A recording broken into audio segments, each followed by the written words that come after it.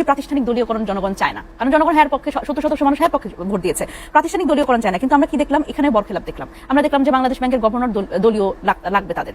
আমরা দেখলাম যে ঢাকা বিশ্ববিদ্যালয়ে এখন পুরোপুরিভাবে সফলভাবে তারেক সরকার দলীয়করণ করতে সক্ষম হয়েছে আজকে, সেজন্য আমি ওনাদের অভিনন্দন জানাই। ওনারা আজকে একদমই প্রক্টর থেকে শুরু করে সব ওনাদের দলীয় বসাতে পেরেছে।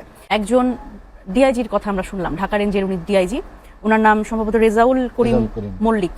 হ্যাঁ, তো তিনি মাননীয় প্রধানমন্ত্রীর সামনে দাঁড়িয়ে বক্তব্য দিচ্ছেন। বক্তব্যে উনি বলছেন যে উনি জাতীয়তাবাদী আদর্শ ধারণ করে, এত বছর উনি অনেক নিপীড়নের মধ্যে ছিলেন, কিন্তু উনি আগে থেকেই জাতীয়তাবাদী আদর্শ ধারণ করেন এবং সপ্তম শ্রেণী থেকে উনি এই মানে উনার রাজনীতির সাথে এবং উনার মননে মগজে শুধু জাতীয়তাবাদী আদর্শ।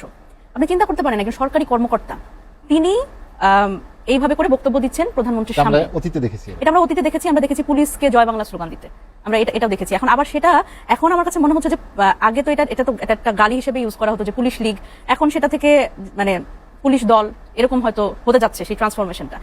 এই যে দেখেন এটা কেন করে আসলে তারা, কেন মানে এই সংস্কৃতির দিকে আবার কেন যাচ্ছেন? এটা হচ্ছে ওই যে একটু ভালো পোস্টিং পাবেন, একটু প্রমোশন পাবেন।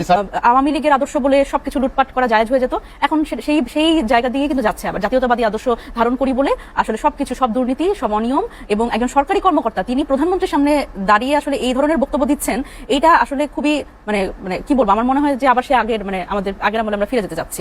এখন এই যখন অবস্থা হয় তখন আমাদের আসলে কিভাবে করে খুব আশাবাদী হবো আমি বুঝি না। আর এই জায়গাতে আমার মনে হয় যে খুব গুরুত্বপূর্ণ পরিবর্তনের জন্য সরকারকেও আমরা দেখছি না। এই পরিবর্তনগুলো তারা চায় আসলে জিনিসটা এরকম থাকুক।